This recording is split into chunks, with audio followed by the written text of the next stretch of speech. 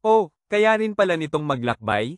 Oo, pero hindi ko alam kung totoo ba yon. Hindi ka nito loloko kung kaibigan mo, at hindi rin kaibigan mo ang lolokohin nito. Pwede mo itong dalhin pero siguraduhing ipaalam muna sa sanggunian. Mukhang may malaking potensyal din ang kaibigan mo. Huwag kang mag-alala, basta't kumpirmahin ng sanggunian na ito ay isang nilalang mula sa ibang mundo na tinawag gamit ang galing ng paggising ng talento.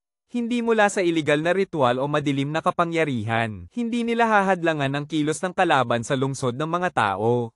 Huwag kang mag-alala, hindi iimbestigahan ng sanggunian ang kaibigan mo. Sa halip, ang may ganitong kakayahan ay pahalagahan at sanayin. Bibigyan ng mga yaman para sa pagsasanay, kagamitan, paghasa, at lahat ng mga oportunidad sa hinaharap kaya hindi mo kailangang mag-alala. Kung ganoon, panatag na ako. Naiisip ni Liwanag, hindi ko talaga gusto ang pakiramdam ng tensyon kapag hindi ko makontrol ang sitwasyon. Mukhang natapos mo na ang mga tanong mo, tama ba? Kung ganoon, ayos lang ba kung may itanong ako sa'yo? Sige, sabihin mo. Numero 31 mangga mataas. May ulat ako tungkol sa pagsusuri ng rehistro ng bahay ni Akma Lalim Sapa mangga mataas dito. Ayon sa resulta ng pagsusuri ng mataas na taga-Yusig, ang tunay na dahilan ng pagkamatay niya ay isang espesyal na uri ng pag-atake gamit ang mahika.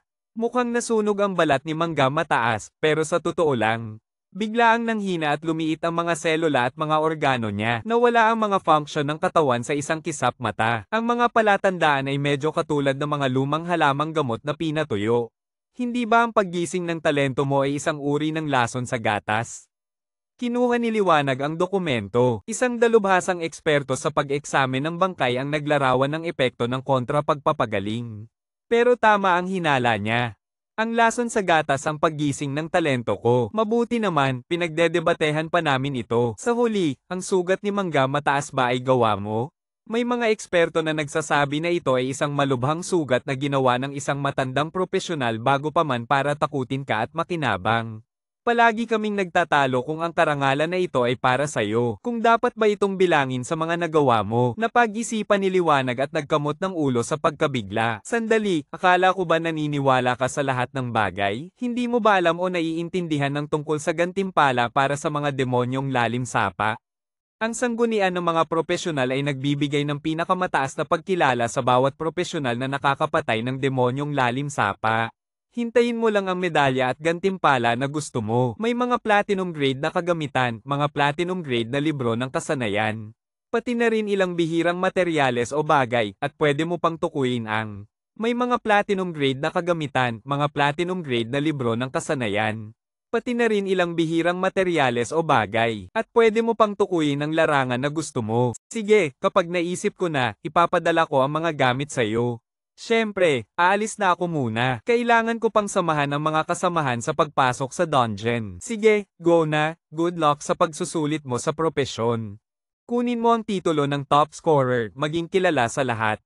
Oo, sisikapin ko talaga. Sa tingin ko, may taya ka na sa iba, ano? Mukha kang may tinataya, UHMM? Hahaha. Lumipat ang eksena sa hapon ng araw na iyon. Si Munti Puti ay nakatayo sa labas, patuloy na naghihintay kay Liwanag. Mula sa malayo, tinawag ni Liwanag, Munti Puti, anong kailangan mo? Nang makita siya, natuwa si Munti Puti at dali-daling nilapitan si Liwanag at iniabot ang mga libro.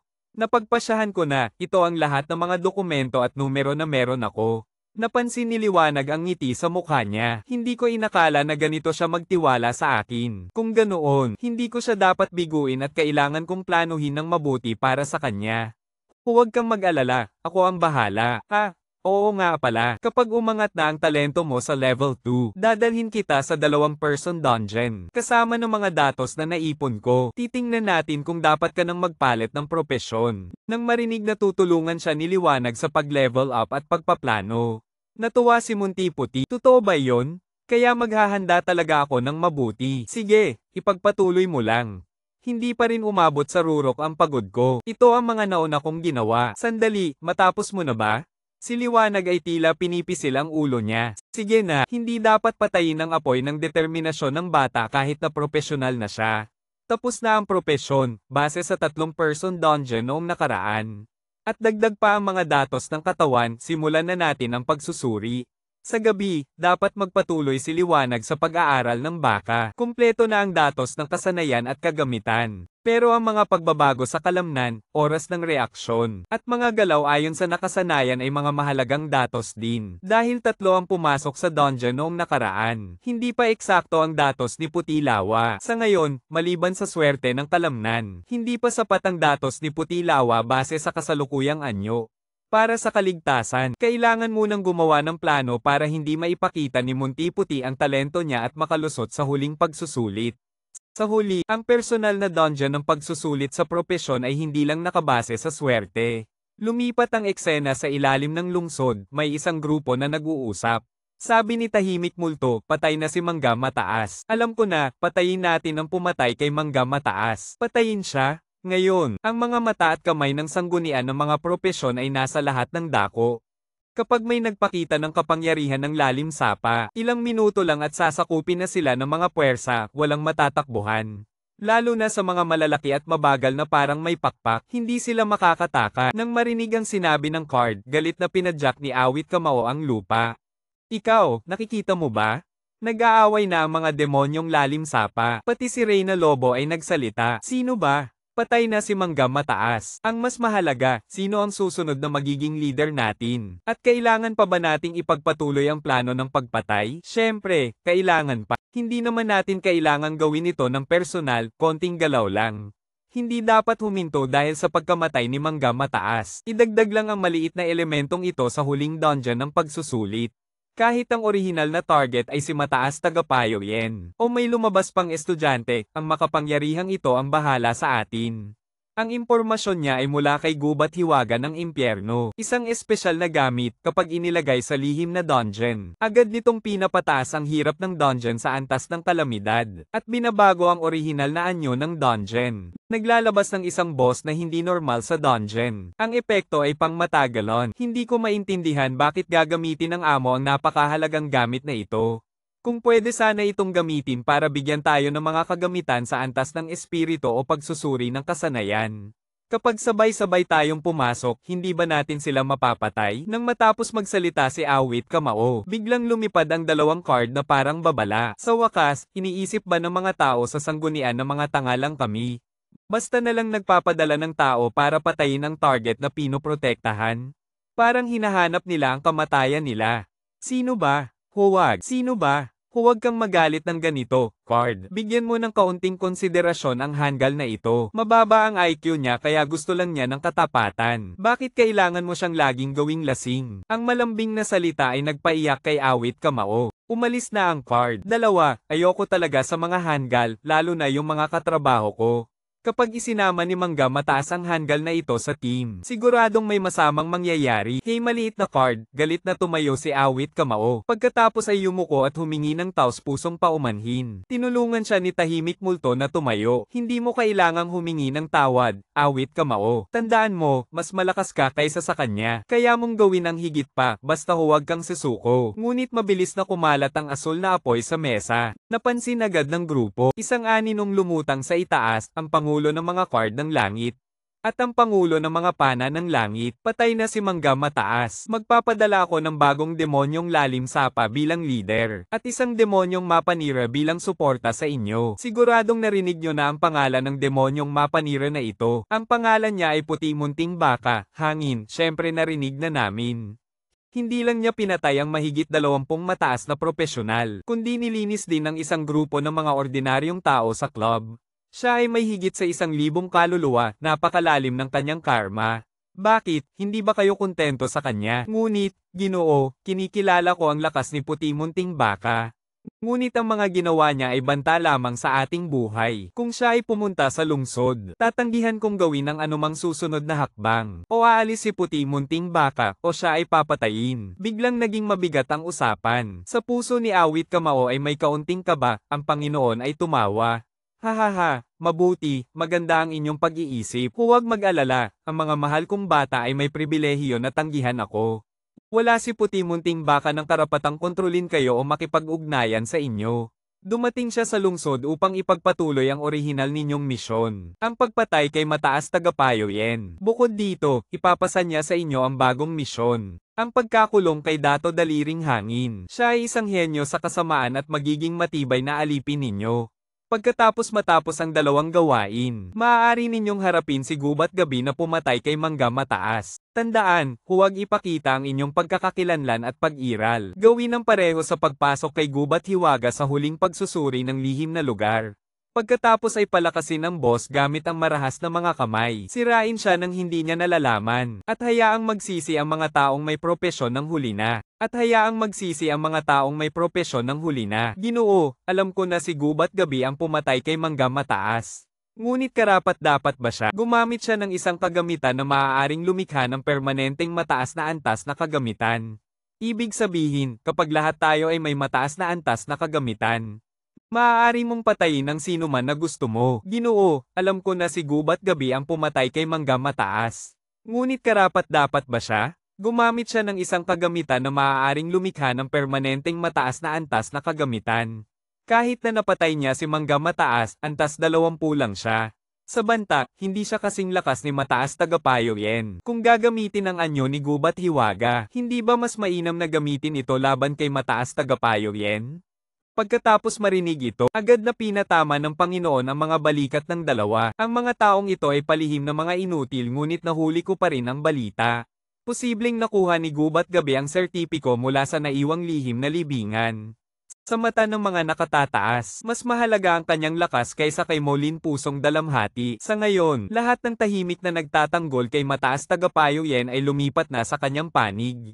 Kahit na apat kayo kasama si Puti Munting Baka na umatake, hindi nyo siya masisaktan, naiintindihan ba? Oo, naiintindihan namin, lumipad siya pataas. Kapag natapos mo ang misyon, ibabalik kita sa lalim sapa, bibigyan ng seremonya ng paglilinis. At magiging tunay kang mandirigma ng lalim sapa. Kung mabaygo kayo, ibig sabihin ay hindi kayo karapat-dapat sa kapangyarihan ng lalim sapa. Agad na lumuhad ang mga tao at sabay-sabay na sumumpa. Hindi namin hahamakin ang misyon, tiyak na tatapusin ang utos mo. Lumipat sa susunod na araw. Si Gubat Gabi, isang mahusay na estudyante ng aming paaralan, nang harapin ng demonyo ng lalim sapa ay hindi natakot, at gamit ang kanyang lakas at talino ay napuksa ito. Kaya ang sanggunian ng mga profesional ay dumating upang magbigay ng sertipiko ng pagkilala.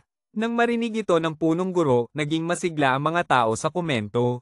Nakakatakot si Gubat Gabi. Hindi lang niya natalo si Dato Daliring Hangin. Pinilit pa niya si Dato Lantian na humingi ng tawad. At ngayon siya lang ang pumatay sa demonyo ng lalim sapa. Sinasabi na ang kasalukuyang datos ng kanyang katangian ay nangunguna sa buong paaralan.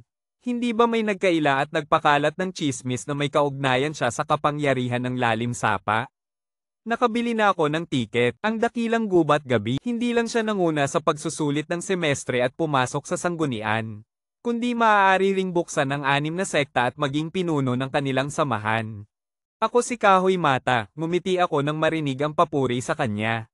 Pero bakit biglang ipinagyayabang ng dakilang Gubat Dahon? Hindi ba dati ay umaasa pa rin siya sa aming impormasyon? Oo, dati ang chismis tungkol sa impluwensya ng dakila sa forum ay siya. Ngunit hindi niya kailanman inamin yon. Ang mga demonyo ng puno sapa ay matyaga, baka magdulot sila ng gulo. Bakit pakiramdam ko ay hindi sila sigurado na siya ang target nila?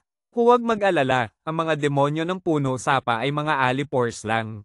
Hindi sila magtatapang na harapin ang mga profesional ng harapan. Nang marinig ito, medyo nag-alala si Tulay Kahoy Mata. Agad niyang inilagay ang mga kamay sa baba ng kanyang mukha. Kahit may panganib ay hindi siya nagsalita. Ang taong ito ay talaga namang. Pero sana maprotektahan siya ng sanggunian at mapigilan ang kapangyarihan ng lalim sapa. Sa itaas, patuloy pa rin ang pamimigay ng mga parangal. 10 punong guro ang nagbigay ng sertipiko. Ikaw ay isang mahusay na estudyante ng aming paaralan at pag-asa ng hinaharap ng sanggunian. Tinanggap niya ang sertipiko. Salamat, punong guro, hindi ko ito karapat-dapat tanggapin. Dahil bawat profesional ay pag-asa ng sanggunian upang lipulin ang kapangyarihan ng puno sapa. Narito ang mga kagamitan at mga aklat ng kasanayan na may gintong antas. Maaari kang pumili at kunin ang mga ito. Nang makita ang dami ng gamit, ang ibang mga estudyante ay nagulat at naghangad. Wow! Antas platinum ito, talagang pinakamataas. Pero napakabait niyang magsalita. Hindi ko kailangang kunin, marami akong hindi magagamit. Ang lihim na hangarin at ang kwintas ng sinaunang dragon ay hindi na kailangang sabihin. Mataas ang kalidad, malakas ang kakayahan, at may malaking potensyal na lumago.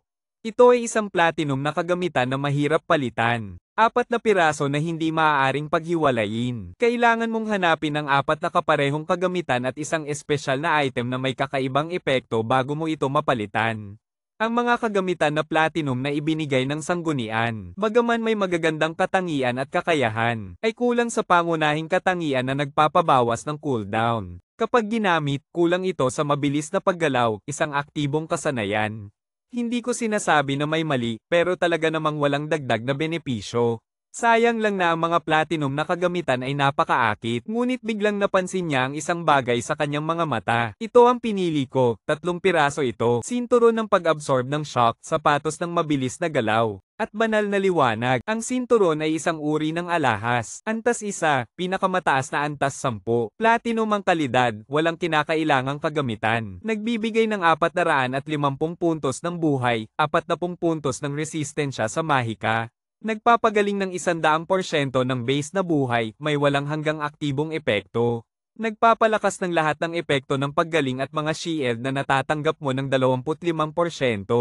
Hindi epektibo sa iba. Ang susunod na item ay ang sapatos ng mabilis na galaw. Kapag suot, nadaragdagan ang liksi ng 10 puntos. Pinapataas ang bilis ng paggalaw ng 60% at binabawasan ang epekto ng pagbagal ng paggalaw ng 25%. At ang huling item ay ang aklat ng kasanayan na banal na liwanag. Sa paggamit, gumagastos ito ng tiyak na dami ng mahika upang ilapat ang banal na liwanag sa isang target. Agad na nagpapagaling ng malaking bahagi ng buhay ng kalaban at malaki ang pagpapalakas sa lahat ng katangian ng target sa loob ng 10 segundo. May napakahabang cooldown. Ngumiti siya ng tahimik. Hindi ba ito ang kasanayan ng puting espiritong mandirigma? Kapag naibalik ang kasanayan, maaari nitong bawasan ng malaki ang lahat ng katangian ng kalaban o dalhin sila sa isang marahas na estado. Inilabas niya ang kamay at niyakap ang kamao. Tungkol naman sa sapatos ng mabilis na galaw. Kapag ginamit kasama ang kwintas ng sinaunang dragon, maaari nitong pabagalin at pahinain ang epekto ng 50%. Ito ay ganap na nakatuon sa mga mabilis na boss at pinupunan ang kakulangan ng mga katangian niya. Sa pagmasdan ng eksenang ito, ang iba ay humanga at nagselos. Wow, hindi ko alam kung gaano nakalaki ang halaga ng dakila ngayon. Nakakatakot talaga. Ang ganda niya. Pakiusap, maaari ko bang makita ang mga katangian ng dakila? Ang punong guro sa itaas ay nagdeklara na. Tapos na ang pamimigay ng gantimpala, maaari na kayong mag-uwi. Dapat na rin kayong mag-aral at gumawa ng takdang aralin para maghanda sa pagsusulit. Tungkol naman kay liwanag, lihim na nagpadala ang sanggunian ng mga tao para protektahan ka. Ang kilos ngayon ay para maging sentro ka ng atensyon ng lahat.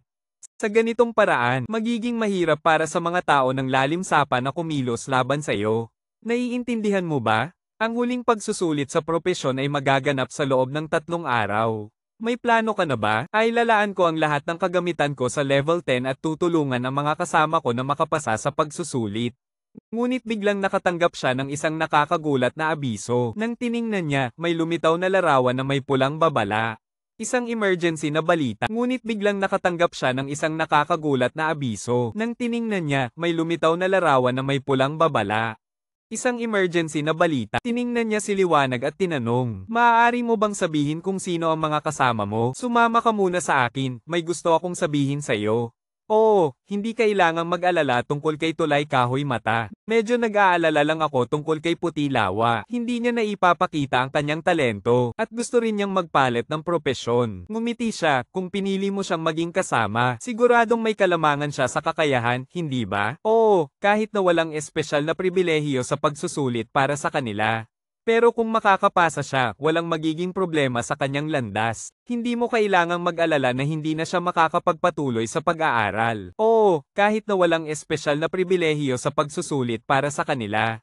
Pero kung makakapasa siya, walang magiging problema sa kanyang landas. Hindi mo kailangang mag-alala na hindi na siya makakapagpatuloy sa pag-aaral. Sa anumang kaso, huwag kang mag-alala. Magtuon ka lang sa paghahanda sa pagsusulit. Oo, pagkatapos ay iniabot niya kay Liwanag ang isang liham. Binuksan niya ito at binasa ang papel. Ito ang tunay na gantimpala para sa inyo. Ngunit ito rin ay bahagi ng plano ng sanggunian para sa ating propesyon. Sa loob ng dungeon ng Diyos ng Tao, si Puti Daliri ay umabot na sa level 10. Ang talento ng Diyosa ng Swerte ay umabot na sa level 2. Nasa itaas si Liwanag at nagbibigay ng gabay. Walang problema sa saklaw ng atake. Magtiwala ka lang sa iyong hula. Maaaring mas mabilis pa ang iyong reaksyon. Dahil ang Diyos na nilalang sa malayo ay nagbuga ng nakal-alasong apoy. Ginamit niya ang kanyang bilis ng reflex para harangin ang mga atakeng iyon gamit ang espada. Ginamit din ng Diyos na nilalang ang pagkakataon mula sa itaas para maghanda ng paglusob. Pinayuhan niya, huwag mag-atubiling umiwas. Dapat tama ang anggulo ng iyong target. Hinati niya ang nilalang gamit ang kanyang espada. Kasama ang matatag na tingin ng babae, ang focus ng Diyosa ng swerte. Kapag ginamit sa target, makakakuha ka ng espesyal na bonus. Ang focus ng Diyosa ng swerte. Sa bawat pagdaan sa isang dungeon, maaari mong pataasin ang antas ng gantimpala ng proteksyon ng isang antas na tumatagal ng 24 na oras. Maaari lamang itong gamitin ng 3 beses sa isang linggo. Pagkatapos patayin ang nilalang, pinunasan niya ang pawis sa kanyang noo. Kinuha ang insenso ng may kasiyahan. Ang swerteng kamay kapag nagbukas ng proteksyon. May mas mataas na tsansa kang makakuha ng kagamitan at kasanayan na may pinakamataas na kalidad na maaari mong gamitin. Nagulat din si Liwanag. Ito ang bagong kakayahan ni Puti Daliri nang umangat siya sa ikalawang antas ng Talento U. Napaka-praktikal. Ito ay katumbas ng pagbawas ng bilang ng pagkakataon na makakuha ng malaking gantimpala. Isang mahalagang bagay para kumita, at direktang iniiwasan ng pag-aalinlangan sa propesyon. Bukod dito, ang swerteng kamay ay isang personal na passive skill. Walang ibang makakagamit nito maliban sa kanya. Naiinis si Liwanag. Pero kung iisipin, parang patas din. Kung ang iba ay walang makukuha, para sa kanya ay sunod-sunod ang mga gantimpala. Minsan ay sabik at umaasa siya kay Liwanag. Ang pagsasama ng mga kagamitang ito at ang bagong paraan ng pagdagdag ng puntos ay ayon sa mungkahi ni Liwanag. Ano sa tingin mo? Tumango siya. Ito ay isang malaking pag-unlad. Basta't hindi ka magdadalawang isip at susunod sa mga tagubilin. Hindi mo na kailangang mag-alala sa huling pagsusulit. Masaya siya ngunit patuloy na iniikot ang masakit niyang palso. Talaga, medyo naninigas pa rin. Sa simula, inisip niya na dahil sa likas na lakas ng babae kaya siya pinili ng malaking espada. Tinanong niya si Puti Daliri, handa ka na bang magpalit ng propesyon? Nagulat si Puti Daliri sa biglaang tanong at nag-aatubiling sumagot. Sino? Wala naman, talagang gusto ko ang malaking espada. May nagawa ba akong mali? Pinigilan siya ni Liwanag, hindi naman. Alam ko na nagdagdag ka ng maraming puntos sa lakas para maging mahusay na mandirigma ng malaking espada. Hindi lang pagsasanay ang kailangan mo kundi pati pagsisikap. Pero ang propesyon ay may kinalaman sa iyong kinabukasan. Sasabihin ko ng diretso, para maging mahusay na mandirigma ng malaking espada. Hindi lang pagsasanay ang kailangan mo kundi pati pagsisikap. Pero ang propesyon ay may kinalaman sa iyong kinabukasan. Sasabihin ko ng diretso, hindi angkop ang iyong katawan para maging mandirigma ng malaking espada. Kung ipipilit mo ang sarili mo sa landas na ito, maaaring magdulot ito ng hindi na maibabalik na pinsala sa iyong katawan. Maaari naming samahan ka sandali, pero sa huli, kailangan mong iwan ang propesyon. Hindi madaling magpalit ng propesyon. Napakataas ng hirap ng solo dungeon at ikaw lang ang makakapasok. Dahil hindi ko pa naranasan ang dungeon na ito, hindi kita matutulungan. Maaari kang masaktan ng malubha o hindi na gumaling. Pero kapag nalampasan mo ito, magkakaroon ka ng ibang karanasan sa mga susunod na laban. Siyempre, mungkahi lang ito. Ano man ang piliin mo, miyembro ka pa rin ng grupo ko. Nang marinig niya ito, mahigpit niyang niyakap ang kanyang kamao, ang kapitan at ang kanyang koponan. Kahit na isa lang siyang mandirigma, madalas ay nag-iisa lang siya. Pero palaging totoo ang pag-aalala ng lahat para sa kanya. Pagkatapos sabihin ni Liwanag, iniwan niya ang desisyon sa kanya. Sige, matapos patayin ng boss na ito, mag-isip tayo ng susunod. Sa pagkakataong ito, ipinahayag niya ang kanyang desisyon. Napagpasyahan ko na, sasali ako sa pagpapalit ng propesyon. Masaya si Liwanag sa kanyang sinabi. Pagkatapos patayin ng halimaw, nagsimula silang lumabas ng dungeon. Hinawakan niya ang kanyang masakit na ulo. Nakakapagod talaga, sobrang sakit ng ulo ko. Parang sisabog na ako. Sa oras na iyon, naghihintay na si Tulay Kahoy mata sa labas. Hello! Hinintay ko na kayo ng kalahating araw. Bukas ang huling pagsusulit bilang miyembro ng koponan. Pero hindi ko makita ang mga kasama ko. Huwag kang magmadali, may magandang balita ako para sa iyo. Iniabot niya ang isang papel.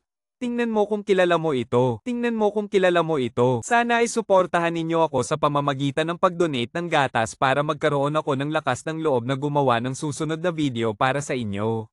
Tapos na ang chapter ngayon ng kwento. Hintayin natin ang susunod na chapter. Huwag kalimutang i-follow at mag-subscribe sa channel para makatanggap ng pinakabagong update. Salamat sa inyong lahat.